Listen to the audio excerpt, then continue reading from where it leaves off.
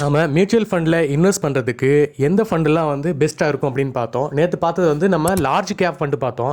இதோட க்ரோத் பார்த்திங்கன்னா நார்மலாக தான் இருக்கும். இதுலேயே வந்து மிட் கேப் கேட்டகரி இருக்குது. இது பார்த்திங்கன்னா ஹை ரிட்டர்ன்ஸ் தரும், ஆனால் இதில் கொஞ்சம் ரிஸ்க் அதிகம்.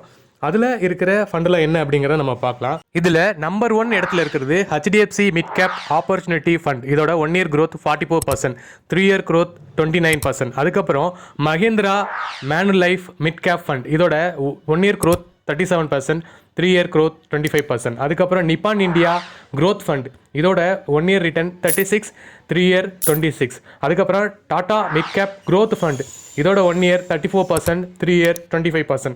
அதுக்கப்புறம் Invesco India mid cap fund. இதோட 1 இயர் க்ரோத் 33%, 3 இயர் க்ரோத் 22%. இது மாதிரி மியூச்சுவல் ஃபண்டு பற்றின தகவல்களுக்கு நம்ம சேனலை மறக்காமல் சப்ஸ்கிரைப் பண்ணுங்கள், ஃபாலோ பண்ணுங்கள்.